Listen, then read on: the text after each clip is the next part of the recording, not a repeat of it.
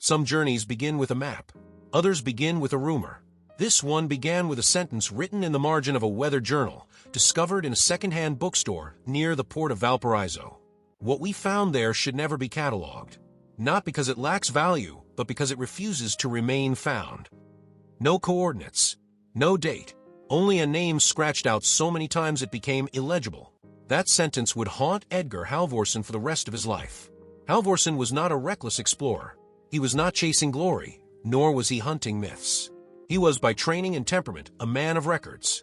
Born in 1879 to a family of Norwegian cartographers, Edgar grew up surrounded by charts, instruments, and the quiet discipline of measurement. His father believed that the world, no matter how vast or wild, could be reduced to lines, scales, and margins. Everything has a place, he used to say. If it exists, it can be mapped. Edgar believed him. By his early 30s, Halvorsen had already participated in 3 official expeditions across South America and the Southern Pacific. His work was meticulous, his reports unemotional. He was known among academic circles as someone who never exaggerated, which is why, when he disappeared from official records in 1912, people noticed. But the story does not begin with his disappearance. It begins 2 years earlier with a journey that was never meant to happen. The invitation. In late October of 1910, Halvorsen received a letter without a return address. The paper was thin, almost translucent, and smelled faintly of salt and smoke. The handwriting was precise, but unfamiliar. The letter was short. Mr. Halvorsen, your expertise in unmapped territories has been recommended to us. We request your presence for a private survey of a location excluded from official registries. Discretion is not optional. If you accept, depart Valparaiso aboard the merchant vessel San Aurora on November 12th. You will be compensated adequately. A concerned party. No institution. No seal. No explanation. Halvorsen hesitated. Private commissions were not unusual, but exclusion from official registries was a strange phrasing. Still, curiosity, and perhaps pride, prevailed. He accepted. In his personal journal, he wrote, "The absence of detail suggests either incompetence or intent. I suspect the latter." The voyage south. The San Aurora was an aging cargo ship, its hull scarred by decades of salt and neglect. Its crew was small and unusually quiet. No one asked Halvorsen questions. No one explained the destination. The ship sailed south, far past the usual trade routes. Days turned colder. The sea grew heavy, metallic in color. Albatrosses followed them for miles, then disappeared. On the 8th night, the captain finally spoke. "There are places," he said, staring into the dark water, "that don't like being named." Halvorsen assumed it was superstition. Sailors often carried them, like charms. But then the compass began to behave strangely. Not wildly, just enough to be wrong. The needle hesitated, drifted, corrected itself too late. Halvorsen recalibrated it 3 times. Each time, the deviation returned. He noted it carefully. Land without a name. They reached land at dawn on the 12th day. It was not marked on any chart Halvorsen possessed. A stretch of coastline rose from a mist, dark stone cliffs, uneven and fractured, as if the earth itself had been torn and poorly repaired. No visible vegetation, no signs of settlement, and yet it did not feel empty. The air was heavy, pressing against the chest. Sounds carried strangely. Waves struck the shore without rhythm, as if obeying a different tide. Halvorsen disembarked with 2 crew members and a guide introduced only as Mr. Ionescu. "I will not go inland," the guide said plainly. "I will wait here. 3 days. No more." Halvorsen raised an eyebrow. "And if we do not return?" Ionescu did not answer. The first mile. The ground inland was soft, almost spongy, despite the lack of moisture. Footprints lingered longer than they should have. After less than a mile, Halvorsen noticed something disturbing. The landscape resisted memory. When he turned to look back, the shoreline seemed closer than expected. Not physically, prospectively. Distances felt compressed, distorted. He sketched constantly. Trees that were not trees. Rock formations that appeared symmetrical until viewed from another angle. At night, they camped without fire. One of the crew, a young man named Luis, whispered that he could hear voices beneath the ground. Halvorsen dismissed it as fatigue. But later, in his journal, he wrote, "Sound carries upward here, not outward, as if the land itself is hollow." The structure. They found it on the 2nd day. Not a ruin, not a building, a structure. Smooth stone, partially submerged in earth, forming a vast arc that disappeared into the ground at both ends. No visible entrance. No markings. The surface was cold, unnaturally so. When Halvorsen placed his instruments against it, they failed. Ink refused to flow. Metal tools vibrated faintly, producing a low hum that could be felt more than heard. Louis stepped back. "This is wrong," he said. "This shouldn't exist." Halvorsen did not respond. He was too focused on the measurements. The curvature was impossible. Too precise. Too large. Too intentional. Whatever it was not made for humans. A decision. That night, Halvorsen made a choice he would later regret. Instead of retreating, he ordered a deeper survey. In his final calm entry before the tone of his journal changed, he wrote, "Discovery is not a matter of desire. It is a matter of responsibility." He believed that knowledge, once found, could be controlled. He was wrong. The morning after the discovery of the structure, Halvorsen woke with the distinct sensation that he had overslept. Not in hours. In place. The campsite felt subtly displaced, as if it had been lifted and set back down incorrectly. The stones were the same. The instruments were where he remembered leaving them. And yet, something fundamental had shifted. Luis refused to eat. "I dreamed we were already gone," he said quietly. But the land didn't notice. Halvorsen marked the comment as irrelevant. Dreams were not data. Still, he underlined it twice in his journal. The second survey. They began circling the structure, attempting to find an access point. There was none. No seam. No break. No erosion consistent with age. The stone did not behave like stone. It absorbed light unevenly, dull in some angles, reflective in others, never consistent. Halvorsen attempted to determine its age using stratification of surrounding soil. The results made no sense. Layers appeared inverted. Sediment that should have been centuries old rested above material that suggested recent displacement. It was as if the ground had been rearranged after the structure was placed, or as if time itself had been handled carelessly. One of the crew, Matteo, stopped suddenly. "Do you hear that?" Halvorsen did not, at first. Then he realized the silence was wrong. No wind, no insects, no distant surf. The structure seemed to absorb sound, creating a pocket of unnatural quiet around it. When Halvorsen struck the stone with a metal tool, the sound did not echo. It traveled. Downward. The opening. They did not find an entrance. The entrance found them. As the sun reached its highest point, a section of earth beside the structure collapsed inward, not violently, but deliberately, as if responding to weight that had not been there before. A sloping cavity revealed itself, descending into darkness. No broken stone. No debris. Just a passage. Luis backed away immediately. "We didn't open that," he said. "It opened us." Halvorsen felt a surge of exhilaration he would later describe as profoundly inappropriate. This was the moment every explorer waited for and feared. Descent. The passage sloped gently at first, wide enough for two men to walk abreast. The walls were smooth, curving inward slightly, creating a subtle sense of compression. After 20 minutes, Halvorsen realized something alarming. They were walking farther than physically possible. By his estimates, the structure above ground could not contain this much interior space. And yet, the passage continued, uninterrupted. Their lamps behaved strangely. Light dimmed not with distance, but with duration, as if the darkness was learning how to consume it. Luis began counting his steps aloud. He stopped at 2,317. "I forgot what number comes next," he said. Halvorsen ordered him to remain silent. The first chamber. They emerged into a vast chamber whose ceiling could not be seen. The floor was smooth and faintly warm. In the center stood a formation that defied immediate classification, an arrangement of vertical slabs, each slightly tilted, forming a spiral that tightened toward an unseen focal point.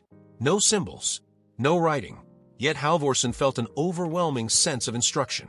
Not communication. Alignment. His compass spun wildly. Matteo vomited.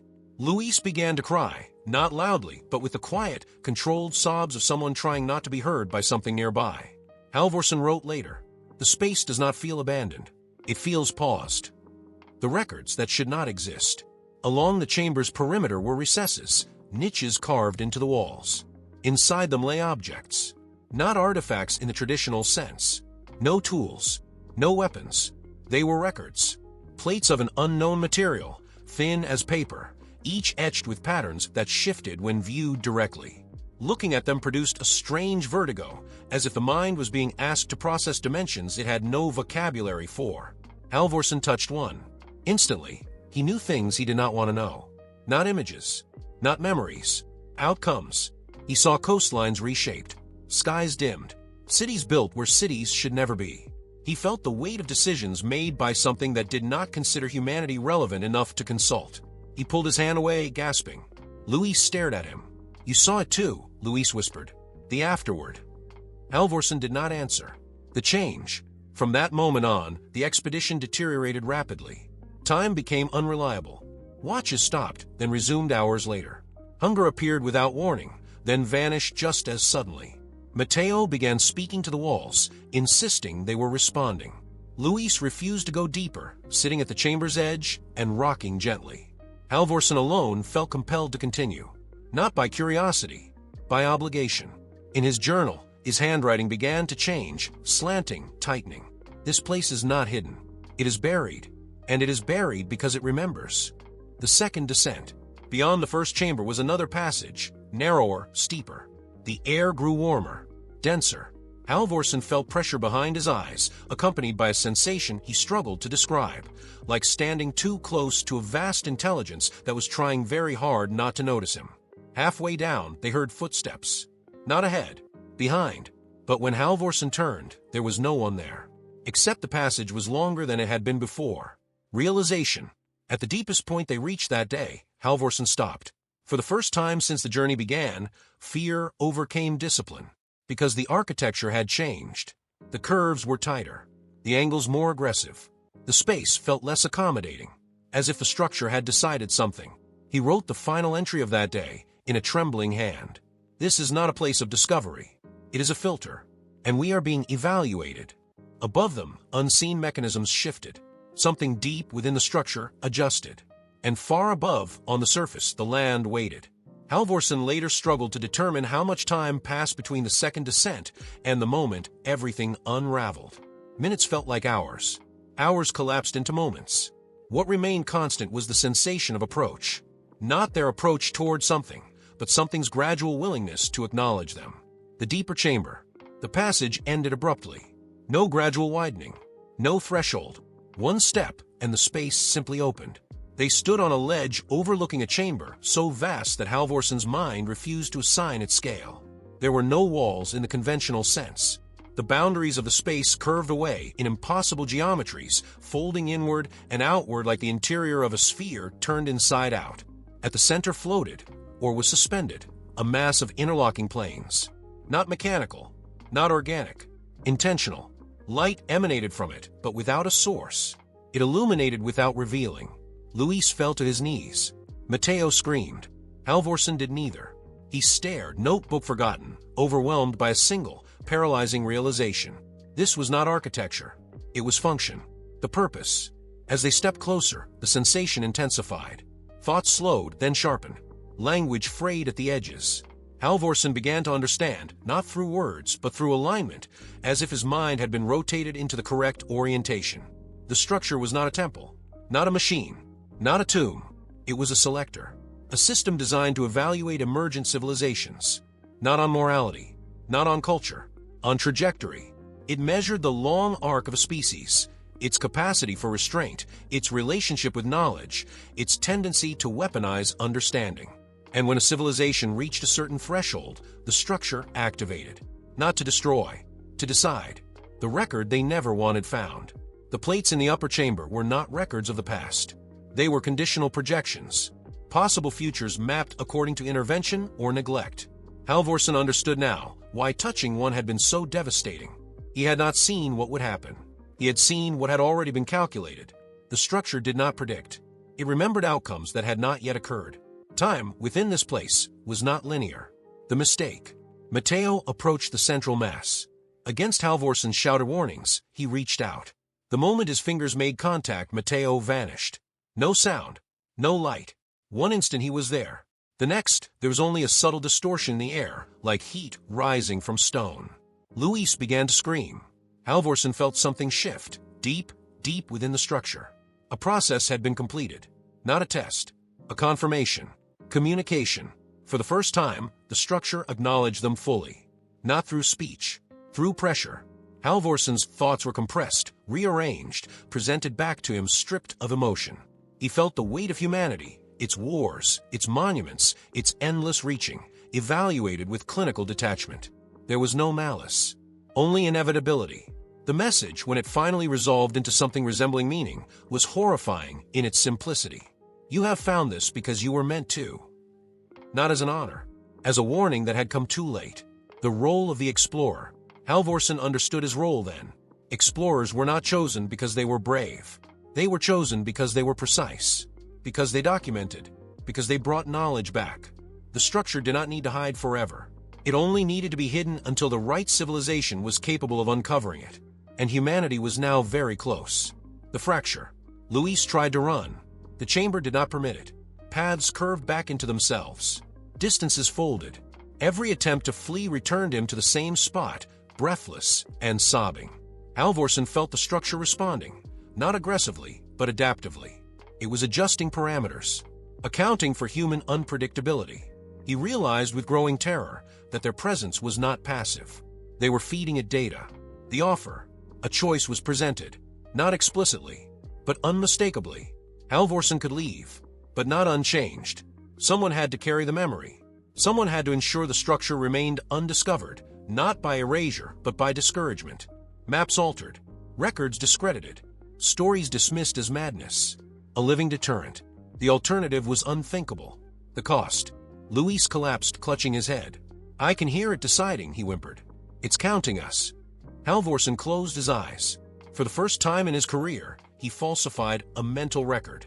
He imagined the world as unready, as chaotic, as dangerous to itself. He focused on humanity's worst tendencies, not to condemn it, but to delay judgment. The structure paused. Something vast and impersonal recalibrated.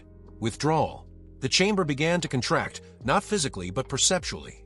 The central mass dimmed. The pressure eased. A path opened behind them. The structure was not retreating. It was allowing. Mateo did not return. Luis barely walked.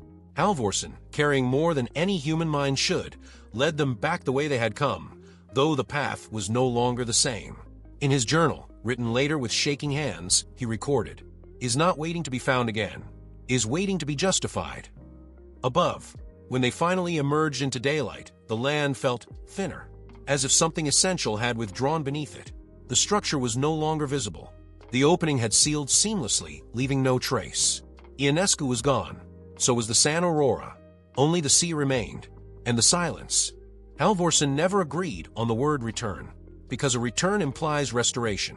What happened after the structure allowed them to leave was something else entirely. The shore without witnesses. Luis collapsed on the black sand minutes after reaching the coastline. He did not sleep. He shut down. His eyes remained open, unfocused, tracking movements that did not exist. His lips moved silently, forming words Halvorsen could not hear. Halvorsen searched for the San Aurora for hours. There was no sign of it. No wreckage. No footprints. No smoke on the horizon. The sea was calm, indifferent. By nightfall, Halvorsen understood that waiting was useless. The structure had released them. The world had not prepared for their return. Navigation failure. Halvorsen attempted to orient himself using the stars. They did not align. Constellations were subtly displaced, their angles incorrect by margins small enough to be dismissed by a casual observer, but devastating to a cartographer. Either the sky was wrong, or he was. He recorded the discrepancy carefully, though his handwriting shook. Celestial reference unreliable. Possible dislocation. He did not yet understand the implication. The journey north. They followed the coastline for days. Food ran low. Water became scarce. Luis spoke occasionally, but only in fragments. "It's still calculating," he murmured once. "Even now." Halvorsen ignored him. He had learned the cost of listening too closely. On the 7th day, they encountered fishermen. The men stared at them, as if seeing ghosts. When Halvorsen asked where they were, the answer chilled him. "You're far south of where you think you are," one said, "and farther east than you should be." The map in Halvorsen's satchel did not agree. The land had not moved. He had. Official disbelief. It took weeks to reach a port town. From there, months to reach an academic institution willing to hear Halvorsen's report. They listened politely. Then they smiled and dismissed everything. There were no missing ships matching the San Aurora, no records of a private commission, no uncharted landmass matching his descriptions. Luis was institutionalized within days, diagnosed with acute delusional disorder. His testimony was never formally recorded. Halvorsen protested, produced sketches, measurements, journals. The more precise he was, the less they believed him. Precision, without context, sounded like obsession. The alterations. It was only after his third rejected submission that Halvorsen noticed the changes. Maps he had drawn no longer matched his memory. Coordinates drifted when he was not looking at them. Ink faded selectively, only on pages describing the structure. Once he woke to find a paragraph crossed out in his own handwriting. He did not remember writing it. The sentence read, "If this is read, the delay has failed." The visit. In 1912, two men arrived at his residence. They identified themselves as representatives of a cartographic oversight committee. Their credentials were impeccable. Too impeccable. They did not threaten him. They did not deny his experience. They acknowledged it indirectly. "There are discoveries," one said calmly, "that must be outlived, not disseminated." Halvorsen asked who they worked for. The man smiled. "For continuity." The bargain continues. They explained what Halvorsen already suspected. The structure had not erased itself. It had embedded itself within layers of human error, skepticism, and bureaucratic inertia. And Halvorsen was part of that system now. A carrier, a variable. As long as he lived, the discovery remained unstable, contested, unreliable, quarantined by doubt. When he died, the risk recalculated. The consequences. Halvorsen's career collapsed quietly. He was not disgraced. He was ignored. Invitations stopped. Publications declined. His name faded from academic discourse, replaced by younger, safer minds. This was not punishment. It was containment.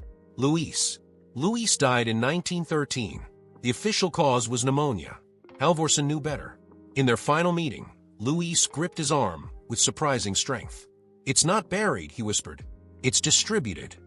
Halvorsen did not ask what he meant. He already feared the answer. The last map. In 1915, Halvorsen produced one final work. A map of the southern seas. Perfectly ordinary, except for one detail. A region left intentionally blank. No notation. No explanation. Just absence. To the untrained eye, it was an oversight. To those who understood cartography, it was a warning. Withdrawal from record. After that, Halvorsen withdrew completely. No more journals. No more lectures. Only fragments remain, letters, marginal notes, drafts never sent. In one such fragment he wrote, "The most effective concealment is not secrecy, is disbelief." The weight. By the time of his death, Halvorsen had accepted the truth. The structure would be found again, not because it wanted to be, but because humanity would eventually reach the threshold it measured. All he had accomplished was time, and time, he feared, was running out. Edgar Halvorsen died on March 4, 1921. The obituary was brief.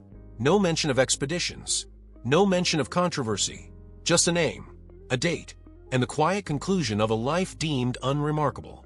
For nearly 40 years, nothing happened, which in retrospect was the first sign that something had gone terribly wrong. The aftermath of silence. In the decades following Halvorsen's death, the blank region on his final map was quietly corrected. A junior archivist labeled it a printing error. A revised edition filled it with plausible coastline. Shipping lanes were added. Reality smoothed over the gap. And yet anomalies persisted. Ships reported navigational drift in the same coordinates Halvorsen had left empty. Satellite imagery decades later showed subtle distortions, compression artifacts that could not be replicated or explained. Expeditions lost time. Instruments failed. Crews reported unease without cause. No single incident was enough to raise alarm. Together, they formed a pattern no one wanted to name. The rediscovery. In 1963, during a multinational seabed survey, an unmanned submersible recorded something impossible. A curvature beneath the ocean floor. Too smooth, too regular, too large. The footage was classified immediately. The official explanation cited sensor malfunction. But one technician, an oceanographer named Helen Weiss, noticed something else. The curvature matched Halvorsen's sketches. Perfectly. She found his journal weeks later in an uncatalogued archive, and made the same mistake he had. She read too far. What Halvorsen had never written. The The final truth was not in Halvorsen's notes. It was in what he had refused to record. The structure was not unique. It was one of many, distributed across the planet, buried deep, placed deliberately, each calibrated to awaken when a civilization reached a specific level of technological introspection. Not progress, self-awareness, the ability to look at its own future and choose to continue anyway. The misunderstanding. Humanity believed the structure was a judge. It was not. It was a fail-safe, a containment system designed by an intelligence that had once faced the same dilemma humanity now approached: unchecked expansion without restraint. They had solved it by ensuring that no civilization could advance beyond a certain point without first confronting the consequences of its own trajectory. Most failed. Some adjusted. None were spared unchanged. Why it could not be destroyed? Attempts were made. Drilling collapsed. Explosives dissipated energy harmlessly. Nuclear modeling produced paradoxical results. The structure was not material in the way humans understood matter. It existed partially outside causality. Destroying it would require humanity to abandon the very frameworks that defined its science, which meant the structure was working as intended. The final discovery. In 2009, a private research consortium, unaware of Halvorsen's role, breached one of the upper chambers. The plates were found, touched, and activated. What they revealed was not apocalypse. It was worse. A record showing that the structure had already intervened once before in human history. A sudden, unexplained collapse. A regression mislabeled as myth. A reset remembered only as legend. The structure was not waiting to decide. It already had. Halvorsen's true legacy. Only one fragment of Halvorsen's original journal survived unaltered. It was found sealed inside a false binding, written in cipher. When decoded, it read, "If you are reading this, it means disbelief has failed. You are not meant to stop what comes next. You are meant to understand why it is necessary." He had never tried to save humanity. He had tried to soften the impact. Why no one wants to find it again? Because finding it means acknowledging that progress is conditional. That intelligence is not a guarantee of survival. That some knowledge exists not to be shared, but to be absorbed, endured, and lived with. The explorers who returned were never the same. The institutions that learned the truth buried it under layers of denial. And the structure remains. Not hidden, just unacknowledged. The final uneasy thought. Somewhere beneath your feet, mechanisms older than history continue to calculate. Not your actions, your direction. And one day, when humanity reaches the point where it can no longer claim ignorance, the structure will not rise. It will not announce itself.